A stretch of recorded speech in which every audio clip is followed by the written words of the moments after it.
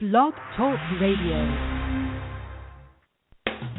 Welcome to the Best People We Know radio show. This is where you'll meet experts and celebrities who share their success secrets with you to help you be your most successful best too. Your host, Deb Scott, is a certified professional coach at Discover the Amazing You Coaching and author of the award-winning motivational book, The Sky is Green and the Grass is Blue, turning your upside-down world right side up. The Best People We Know radio show brings you powerful resources, effective ideas, and transformational tools you can use to educate, inspire, and motivate you to be your most purposeful, peaceful, happy best. So get ready to experience mind vitamins to feed your whole soul. Good change is about to happen. The Best People We Know radio show.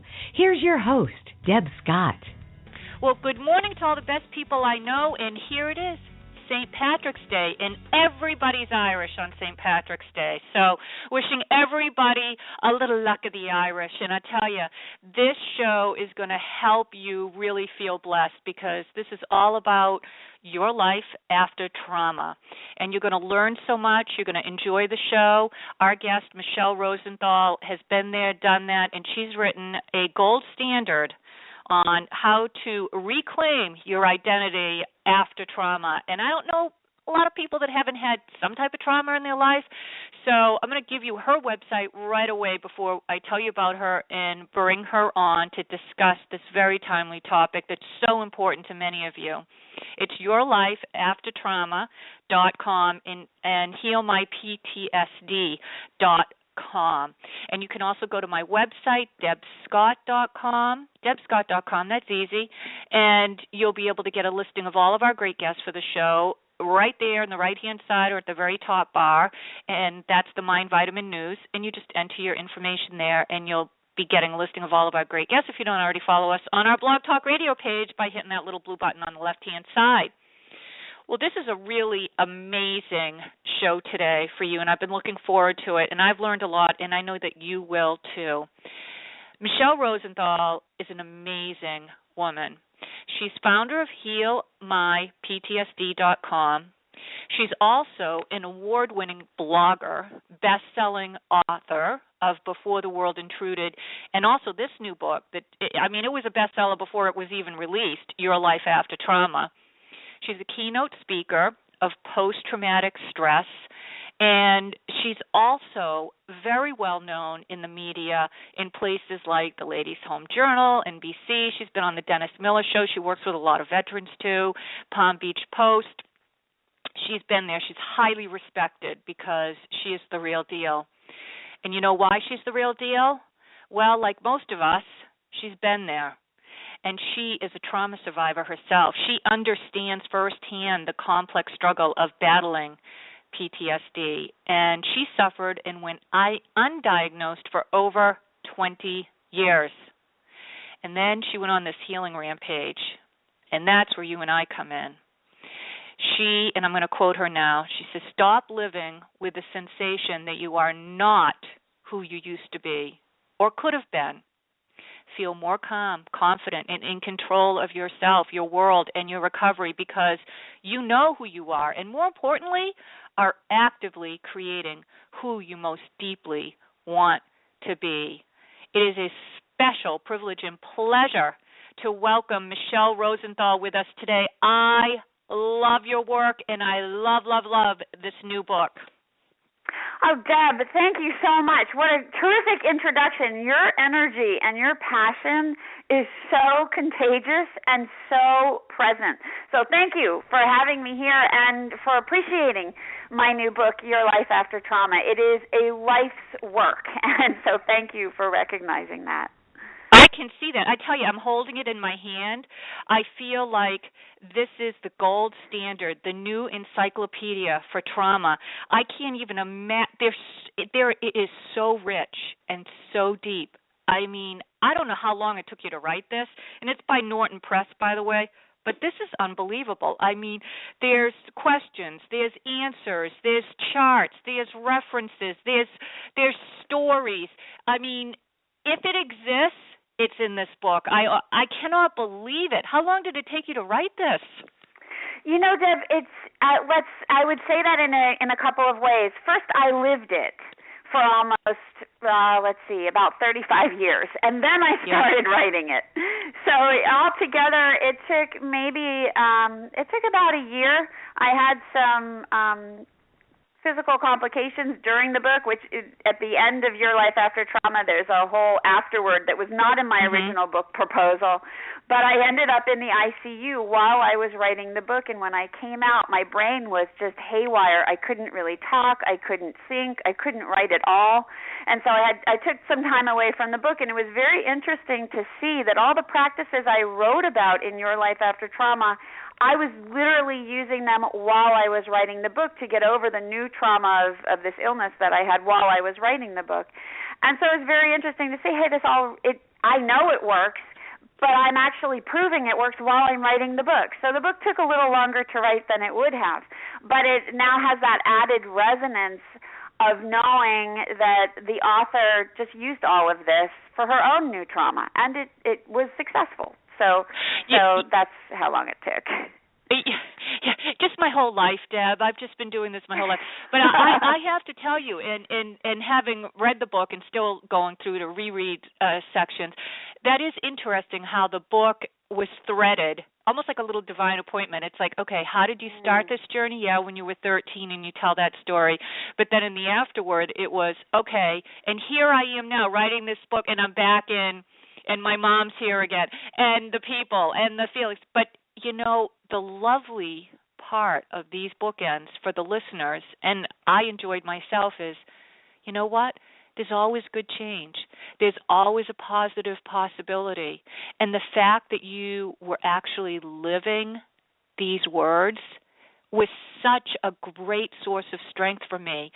Bring the listeners how this started, and then let's talk about how listeners are really going to be able to change your life, because I am telling you, and I was telling other people about this, in fact, just this morning, I was saying, this is amazing the way that you wrote this, because instead of telling me, you had me experience it, because your questions were so amazing that I came to my own conclusions as I was reading, and I felt as though I was changing. I was changing my own pattern of thought because your questions were so good in this book. I couldn't even believe it myself. I was like, oh, my God, I just proved it to myself. Thank you, Michelle. Hello. Wake up. That's awesome. And what you're saying, Deb, really shows how simple, and I use that word in quotes, it is to change. Because, of course, it's a complex process. But, as a childhood trauma survivor, and I survived, as you know, this horrific, very freak allergic reaction to a medication that turned me, for all intents and purposes, into a full-body burn victim. I was treated in a quarantine burn victim room in a hospital for weeks as I lost 100% of the first 2 layers of my skin. And when I came out of there and I was released, yes, I have scars. Yes, I have some issues that still I'm dealing with today, physically speaking, from the damage that illness did. But I knew I was going to make a full physical recovery. I don't look like a burn victim, which was awesome and speaks to the terrific care that I had. But the real problem for me was not the physical complications of the aftermath. It was the psychological and emotional, and to be more specific, the identity crisis that trauma threw me into. Everything I knew about the world or thought I knew about the world had changed. Everything I thought I knew about myself was totally demolished. And looking at the present and the future, I didn't know, how do I live in a world that has this kind of horror, this kind of pain, this kind of fear? And so many of us go through all kinds of traumas, and I speak in Your Life After Trauma about every different type of trauma, from combat to domestic violence to chronic illness to cancer to child abuse. The stories that you mentioned really cover the gamut of the people that I've worked with in terms of trauma is present in any kind of life. And it's really the question of, what do we do to rebuild our lives after trauma? And to me, that really comes down to, what do we do to rebuild ourselves? Because trauma disconnects us from a positive, comfortable sense of self. But resilience comes from being able to tap into that. And so to me, before we can even be resilient, we have to reground ourselves in that connection. And the questions that you mentioned, I really worked hard to develop questions that would give you an experience while you're reading the book, because healing after trauma is intensely personal, just as intensely personal as trauma is itself. And I wanted the book to reflect that, so that each reader really goes through a process that is tailored for their personal, unique experience. And that was a really big motivation for me to write, because I know in all the people that you talk to, both of us, we hear so many people say, well, it has to be done this way. And I experienced that in my own trauma recovery and my PTSD recovery. Well, it has to be this way. But that way didn't work for me. So then I felt like such a failure. And then am I doomed to be miserable forever because the way you said it had to be didn't work? And the answer is no. We can heal. We just each have to find our own way to do it. And that's what Your Life After Trauma is really about. Yeah, it's just, and it's so, it's done so well and so easy to understand. And I am a visual learner, and you really tap into, because you are a coach and you do remain private with the people. I'm sure you changed their names, but you have so beautifully organized this so that, you know, I can follow it, Michelle, because you give the questions, you give possible solutions, you give tests that you can do so you can discover yourself. You give stories of what different things can look like. You give meditations. You give synopsis. You have images. You have a little bit of everything, and it really is a beautiful book. And I want to thank you for taking the time, because I know it's going to heal many. And you make it practical. I mean, you use terms like drill it down, and then it's just very simple, different words and things that come to you. So I really did discover myself. But I think what I would love to do is have you define what post-traumatic stress is, or what trauma is, because I think a lot of people have, like you said, you went undiagnosed. I think a lot of people are really suffering with this, and they don't even know, and they just think, I'm going crazy, or there must be something wrong with me. No, you're not crazy, and that's why you're here today meeting Michelle. And again, I want them to be able to go to yourlifeaftertrauma.com or heal-my-ptsd, because you have so many amazing resources along with this book, Your Life After Trauma. But, educate people on, what does this look like if you have trauma or PTSD? Who can have it? How do you know you do? Well, that's a great question, and I think let's start with defining trauma, because in Your Life After Trauma, the book, that's where we begin. There are two types of trauma, big T or little t, and both of them are valid, and both of them are in many lives. Certainly little t trauma, which I define as the daily disappointments that happen, the things that you that job that you go for and you don't get it, or that promotion you wanted and you're passed over, or that relationship that ended and it was everything that you were hoping for. So we all have these little t traumas where things don't go our way. The difference between little t and big T trauma is the little t trauma is a daily stressor that you move through. It may take a day, it may take a week, it may take a month, but it's not infringing on your ability to function. The big T traumas are those life-altering situations that really alter how you see yourself in the world, how you connect to yourself, and your ability to function in the world that you're in. And we can bring the idea of trauma, big or little t, down to just a couple of simple concepts. For example, the idea of changing the way you see your place in the world, the idea of an experience that's anything less than nurturing, the idea of anything that makes you feel frightened or afraid. So that's the baseline of trauma, and then if we kick it up a notch and say, okay, well, what creates post-traumatic stress disorder? Now we're talking about a life-threatening situation that you experience, that you witness, or that you hear happening to somebody else that causes or can cause enormous bodily harm. And in that essence, post-traumatic stress disorder then becomes a diagnosed clinical process when symptoms have lasted for more than 4 weeks and fall into 4 categories: avoidance, arousal, re-experiencing, and mood alterations. So I can just give you a brief idea in each of those. With re-experiencing, we're talking about intrusive thoughts, like you just can't stop the thoughts that keep popping into your head. For example, in my personal trauma, I had a near-death experience, and that moment haunted me forever. I would be doing something else, and all of a sudden that whole moment would just pop right back into my head, even though I didn't want to think about it. So we're talking about intrusive thoughts, nightmares, flashbacks, that kind of thing. The opposite of that is avoidance. Don't want to think about it, don't want to talk about it, don't want to even admit it happened, can't be around any sensation, whether that's sight, sound, taste, smell, or feeling, that reminds me of that. And that's a very universal hallmark of PTSD. Arousal, that feeling that you've got to be vigilant all the time just to make sure that you're safe and in control, because those are the two things that trauma survivors really desperately want to feel: safe and in control. And then with mood alterations, and this is new, this is just been added to the definition of PTSD recently, and that's all about how you, in your moods, become dysregulated. You take on a lot of self-criticism, a lot of self-blame, a lot of shame, and look at everything from a negative perspective.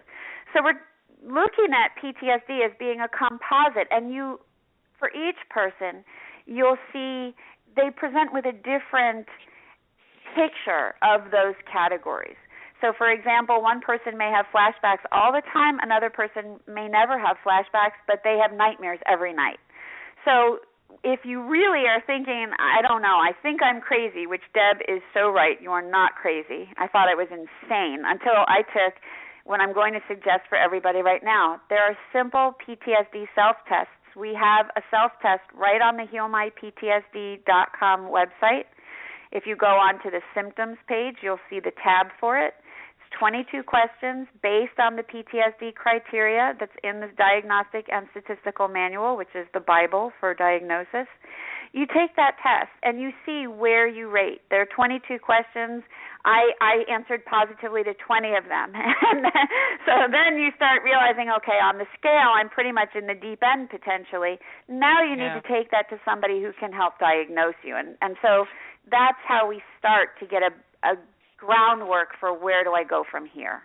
Yeah, and this is why you're so trusted and well-respected, because, hey, we all need to know where we are on the geographical map before we can start any type of a road trip. And I think that your assessment, I'm encouraging anybody to go and take that, and you have that on your website, but, in the book you talk a lot about that. And I got to tell you, I was like, you should have seen me. My eyes are bugging open. I'm like, oh, my goodness. I mean, you have these assessments, 1 and 2, for like emotional state, self-perception, feelings, behavior, physical state, and then you rate yourself onto them. I mean, here's one: brain fog.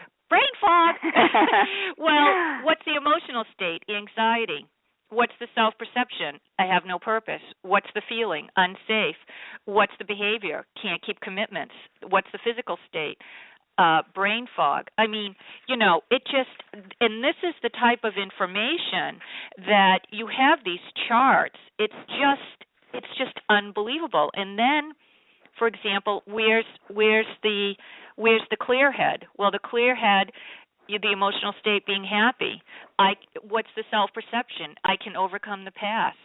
What's the feeling? Certain.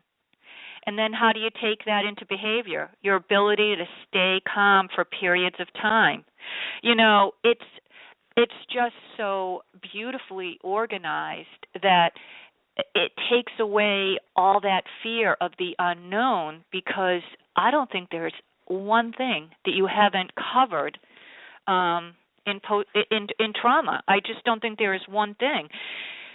What are you getting for feedback? The book is new, but and obviously you have a great publisher in Norton Press, but what are you hearing from people about the book? What are you hearing about your life after trauma as you engage in this day in and day out changing lives? And you have so many quotes in here from so many different people. It's just really, it's just mind-boggling what you've done, Michelle. Oh, it's a masterpiece. You've created a masterpiece. As one who is dealing with your life after trauma and still in process of, it resonated for me. I really had so many aha moments.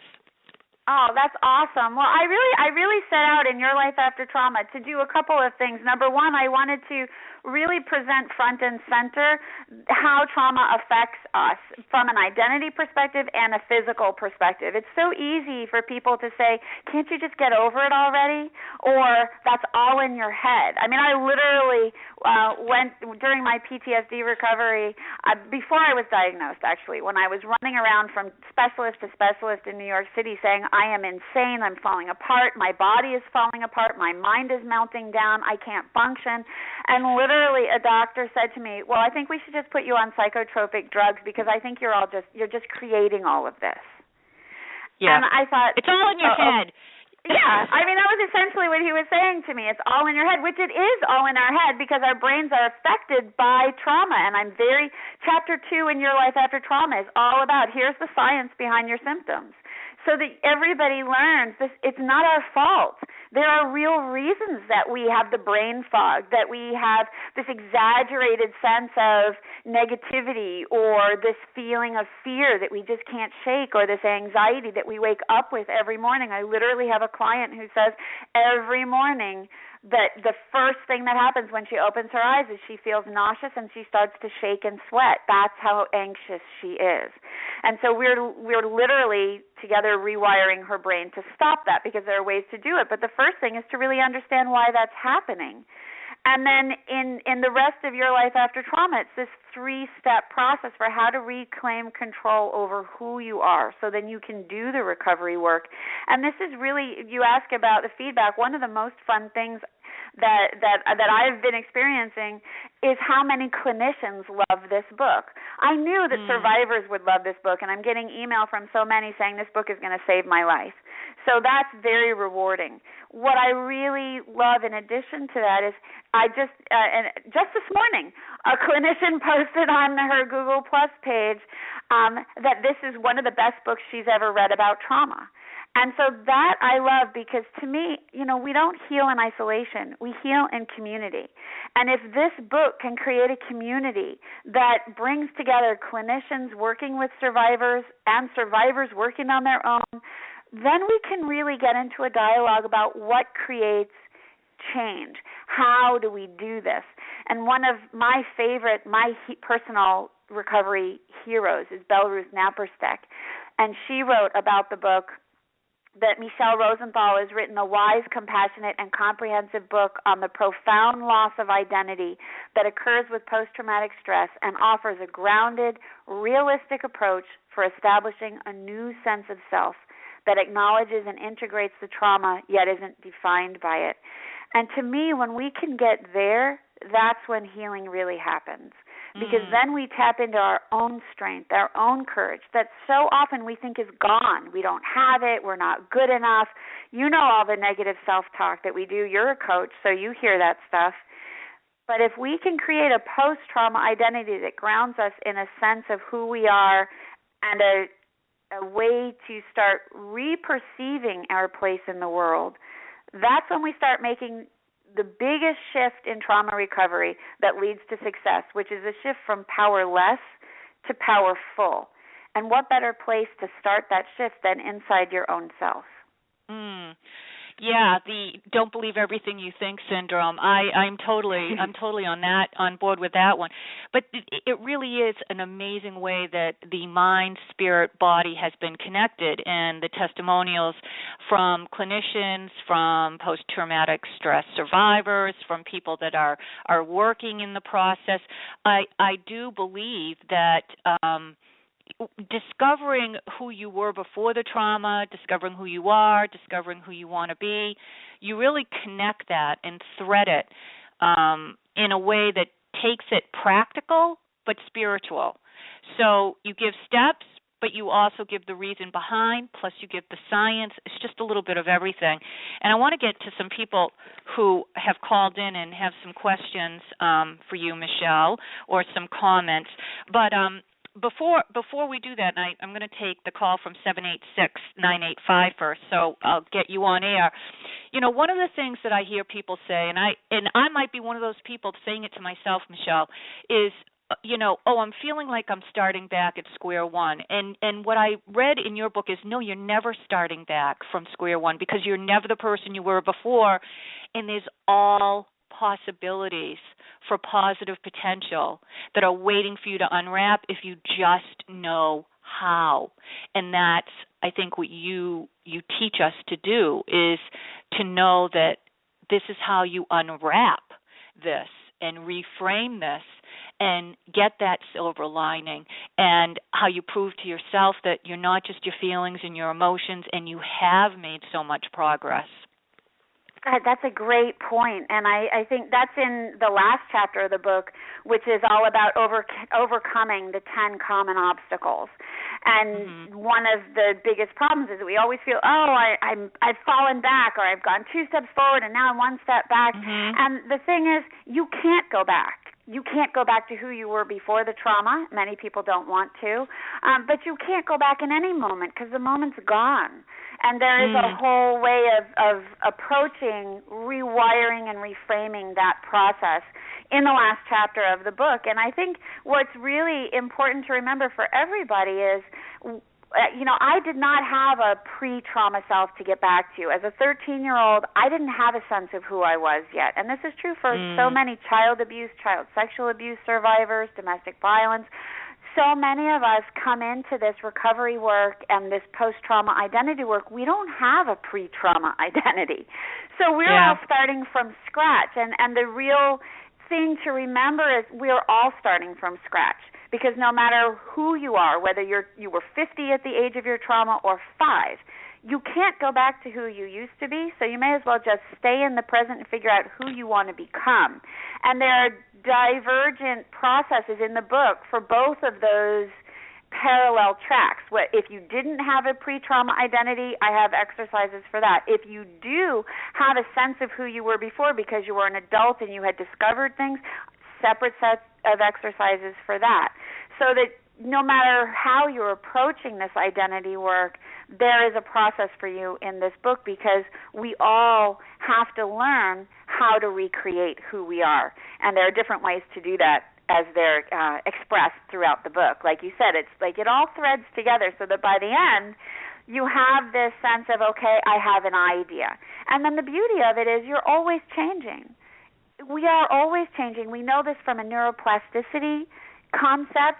Science supports the fact that your brain is an ever-evolving organ. So is your identity.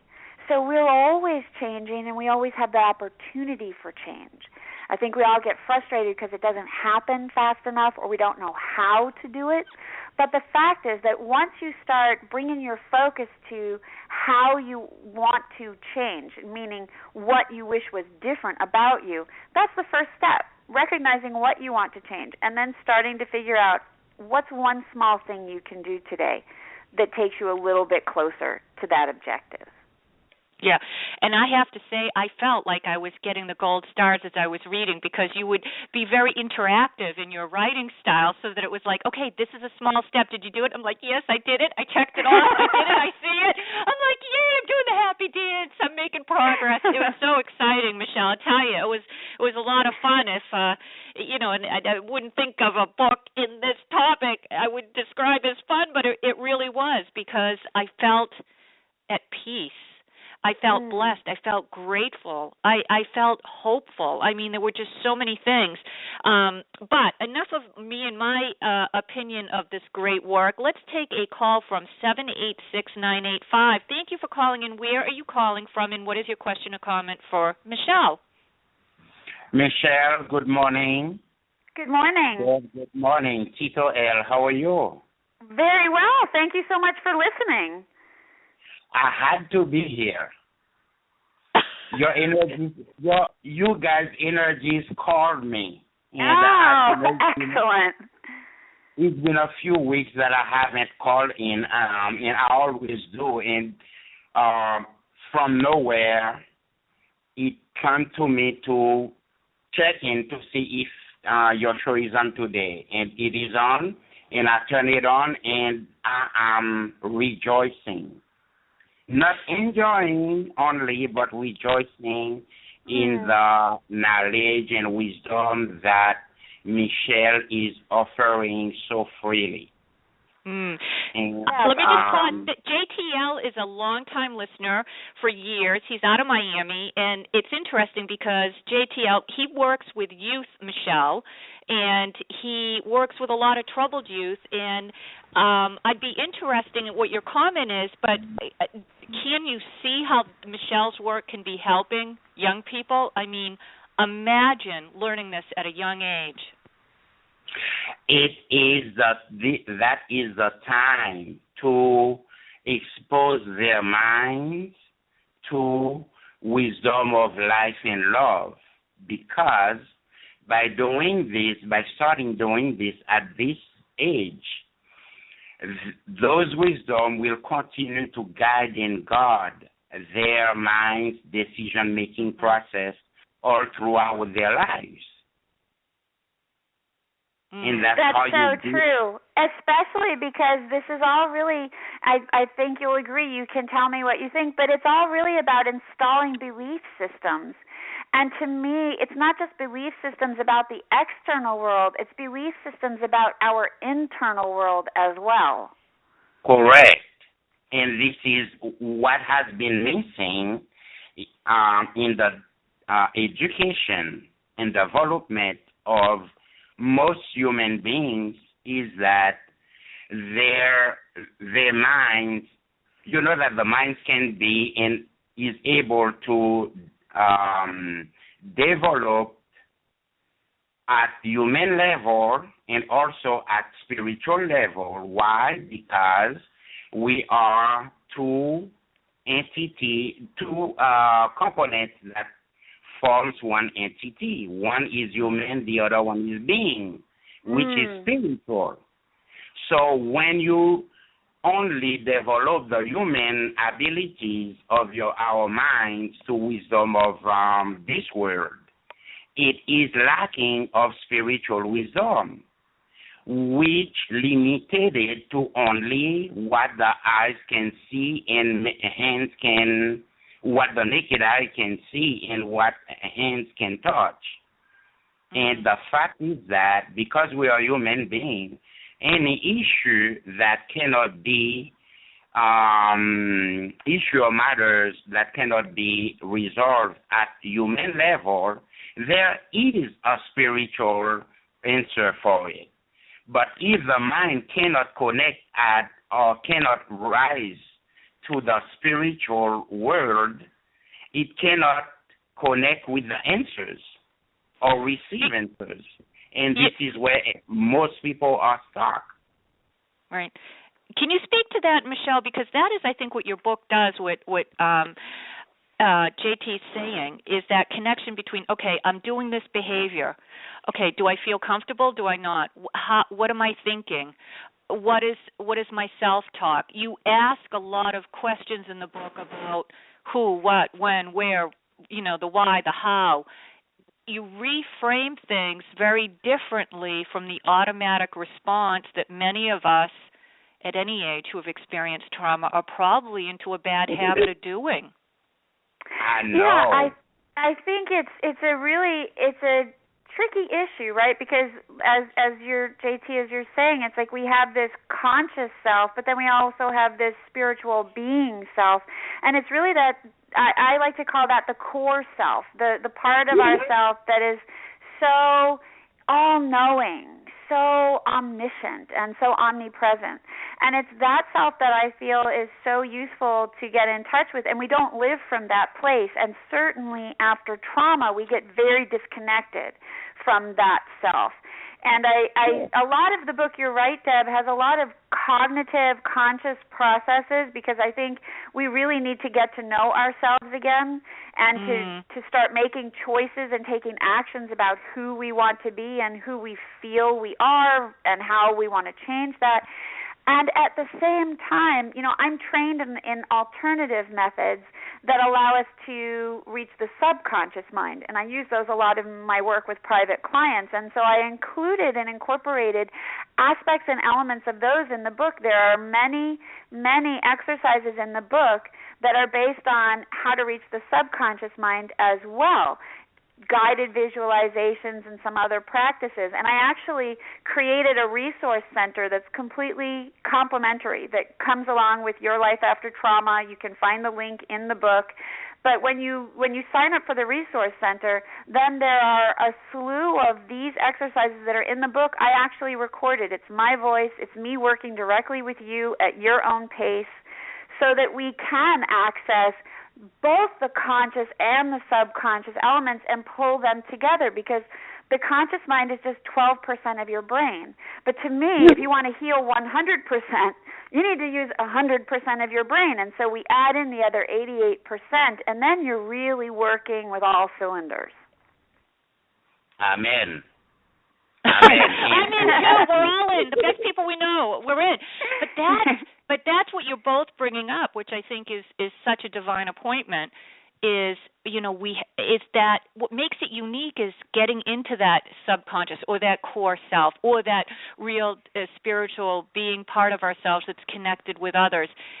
I mean, that I think is what's so different about the work that you do, Michelle, and JT too with the youth. I mean, we've become so veneer that we've lost, who we really are, or as you say, so many of us don't even know what the new, forget about new normal. What's the original normal? Yeah.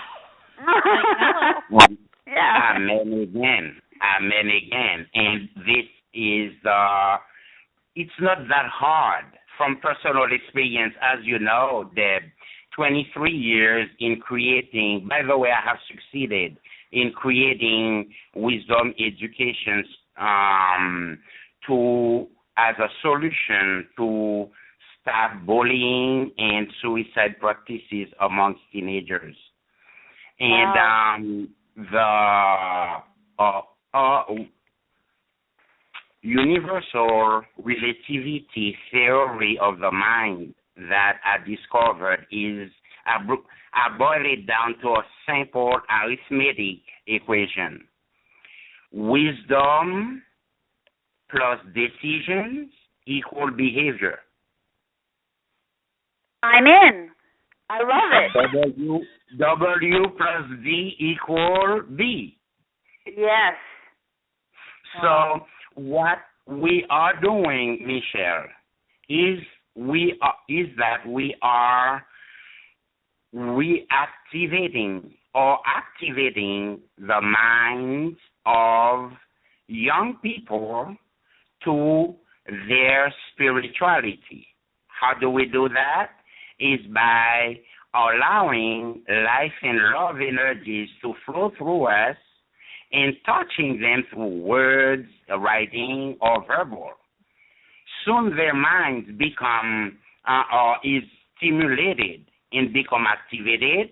Then they are automatically connected with their own spirituality and the spirit world, and the wisdom of life and love will continue to guide their decision-making process, which brings me to something that Deb just said. Why? How? All those questions, there are answers for them.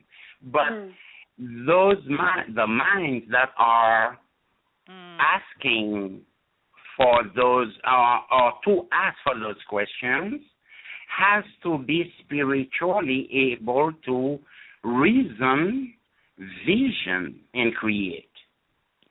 Well, JT, I think that Michelle's going to be. You work with people of all ages, all walks of life, Michelle.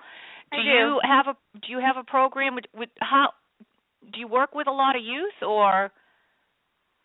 I know the answer on that question. The bulk of question. my clients are adults, but I have worked with children. And JT, I'm right in Palm Beach Gardens, so I'm just about an hour north of you. So we are in the trenches together in the state of Florida. There you go. Yeah, there you go. So we'll be meeting again. You guys keep me posted, but I wanted to get one more caller in before we go. But JT, thank you so much for calling in and participating with this great information. And you two are not too far away from each other, so take the pictures and send me the speaking tour. I want to hear about it. I'll promote it. JT, have a blessed day. Thank you. You do the same, Michelle. It's nice meeting you, and let's stay connected. Definitely. Pleasure meeting you as well. Okay, there. We have just love our listeners. Don't you love listeners? I love when people call in and they make a comment and they share, and it just goes to what you said earlier in the show. We all help each other. Yeah. We're all in this together. We really are. As separate as we feel, as lonely as we feel, we're really connected in so many ways. We just have to identify those ways and then allow them to come in.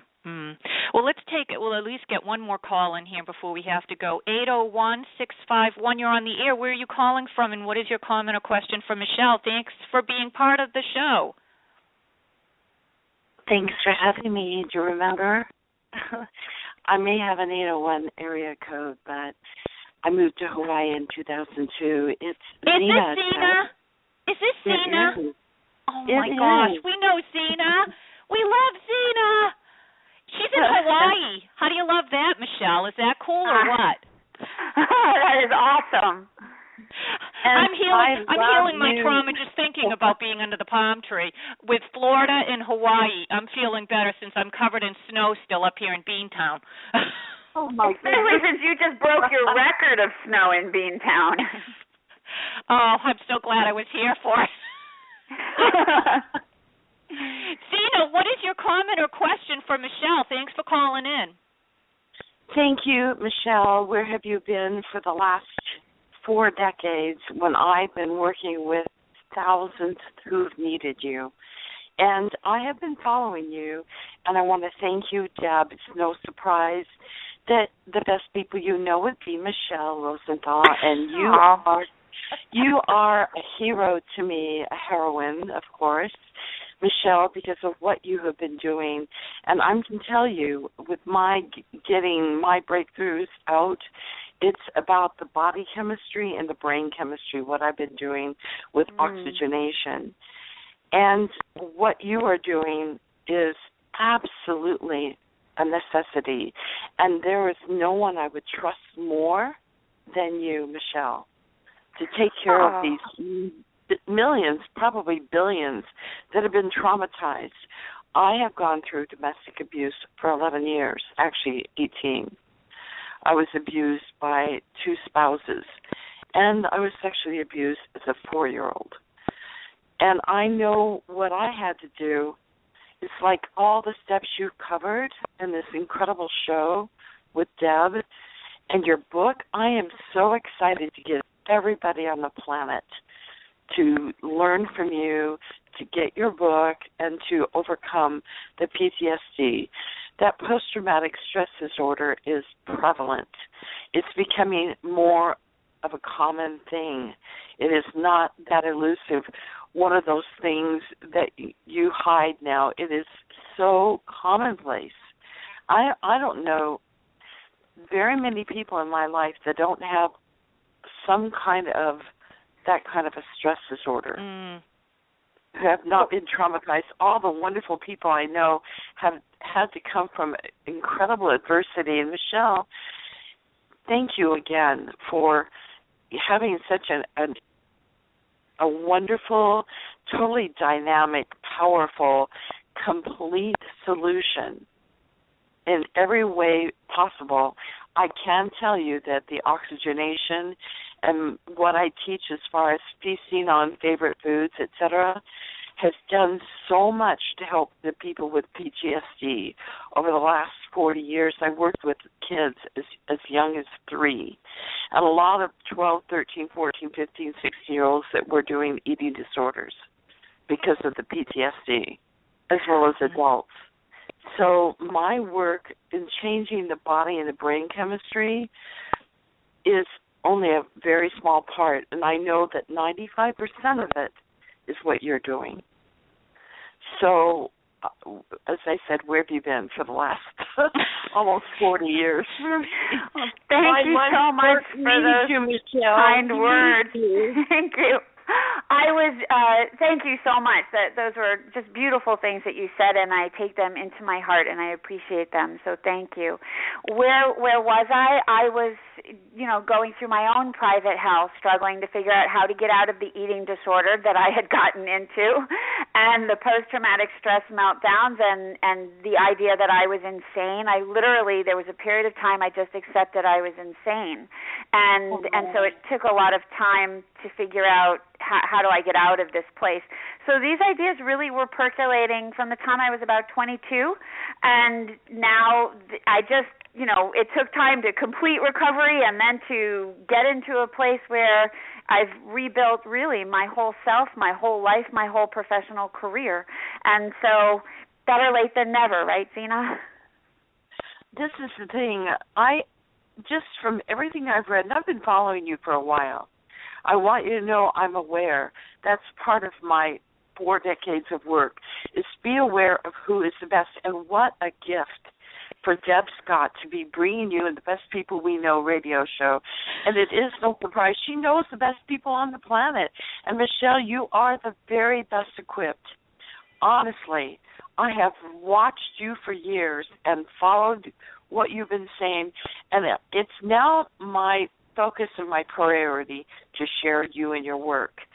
It is so important that people have what you know, what you understand, and you've got a solution. There's a lot of people that talk at something and about something, but you offer viable, incredible, miracle solutions and magic to bring the happiness now, something that's doable. And this is why we have all needed you. And had I had your book when I was going through all these things, I know that it would have turned my life around a lot faster, and I wouldn't have spent 18 years in 2 bad, abusive marriages. And what can we do to prevent that? We can do a lot to prevent that with young women, young men now, I do. I totally agree with you. And I think that's one of the things that I tried so hard to do with Your Life After Trauma was to give everyone a process, because there is no book about how to reclaim your sense of self after trauma. There are a couple of books that talk a little bit, have a tiny section on identity in this big tome of trauma recovery, but nobody's really exploring how do we do that. And I think that's one of the reasons that Lee Woodruff said that this book is like a roadmap for everyone to move forward. And I think you're right. It's all about, what do we do now? Because so many of us, and from the work that you do, we all look back and we spend so much time looking back at what used to be or what never was. And then we're so stuck in the present because we're looking in the wrong direction. I interviewed, on my radio show and in my work for this book, I've interviewed over 150 experts in recovery and personal transformation. And one of my favorite quotes comes from Dr. Rachel Yehuda, who was on my radio show, and we were talking about how do you heal trauma. And she said to me, Michelle, there's a reason we don't have eyes in the back of our heads. We're not supposed to be looking behind. Oh, that's perfect. Isn't that awesome? We look forward. Yes. And the fact that you offer a solution and you give people hope and you inspire them and you know that they can be out of it because they're going to be out of it because they're not looking back, because they're out of their past. They're in there now and they're happy now. And when you give them actual, with me and my work, in seconds, people feel a natural euphoria. it is like the best oxytocin, falling in love, making love, being, breastfeeding, eating chocolate, and endorphins. It actually physically kills pain. The fact that we can do things to be happy in the now, but what you offer is what I want to turn every one of my thousands of clients I already have and the millions and billions that I know are coming, because I'm getting ready to do an international strategic media blitz worldwide to reveal my secrets that, it's just so healing and life-saving. But what you are doing is life-saving. How many?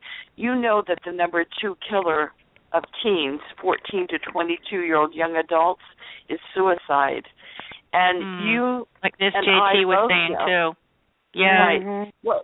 What we all know is that so many of us, in fact, most of us who have had to overcome a lot, really want to bring it to the rest of us. And Michelle, you are the only one whom I trust to take care of that. Well, I appreciate. Hey, listen, trust is the must.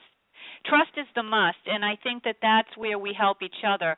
And I want to thank you so much, because I know we're going out of time, but I want to thank you so much, Zena, for calling in and the work that you do, too.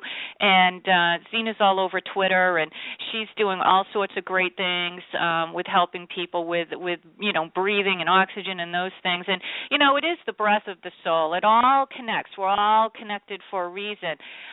So, Zena, thank you so much. Thank you so very much for calling in.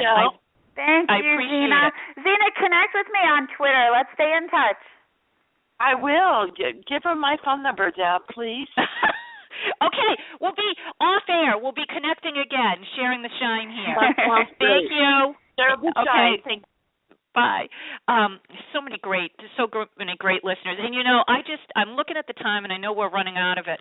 So I want to ask people, because as Zena pointed out, I think a lot of people don't even know that they need this. But how are they going to know if somebody doesn't take the action to share this show, to let them know about your book, Your Life After Trauma, to go to your website, to take the test, to sign up for your email, to get your coaching, to share this on Facebook or Twitter or LinkedIn? One person touches another person. I have people, and I'm sure you do as well, that will listen to a replay show from 4 years ago and say, oh, my God, that was exactly what I needed at that moment in time.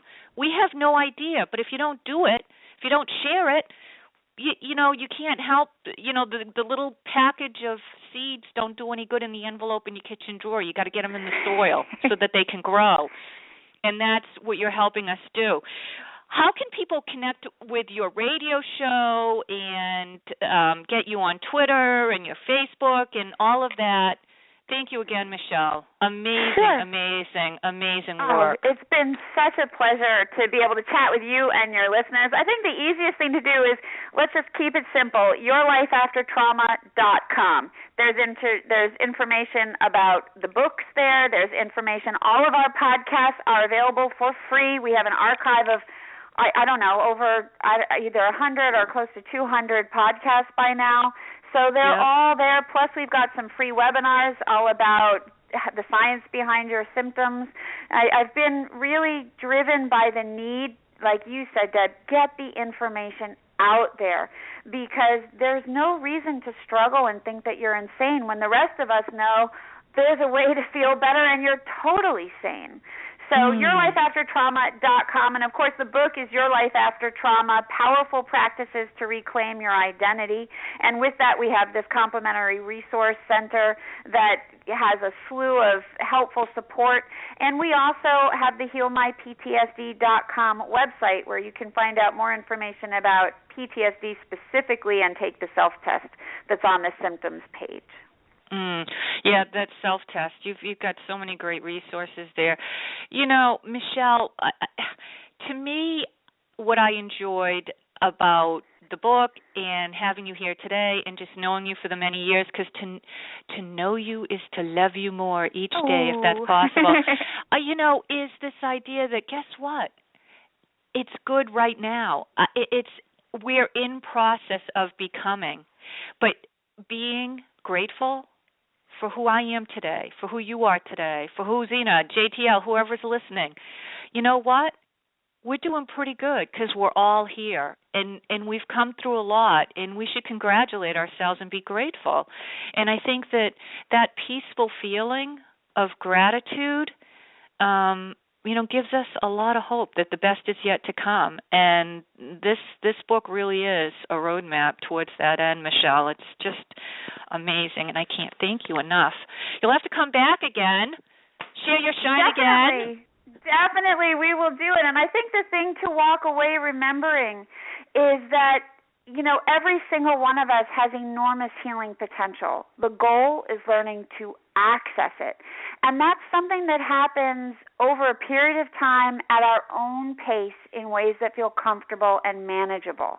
And so we can get to that happy place, but it's not like we start there. We start sometimes just with, it's enough to hope I can get there. I know for myself even, I just hoped. I didn't think I could be a joyful person ever again, but now I am one of the most joyful people on the planet. So it doesn't start with being joyful. It starts with hoping you can be, and then working through any kind of program that resonates with you. Your Life After Trauma is a great one, but I acknowledge we're all different.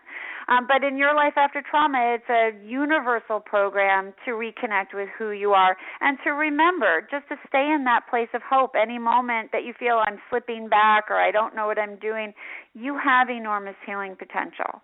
The goal is learning to access it. You can do this. Dig deep. And all you have to do is stay on that path, and you will reach the end. Okay, I'm in, as JT always says. I'm in. Thank you so much for today, Deb. Thank you. Lots of love.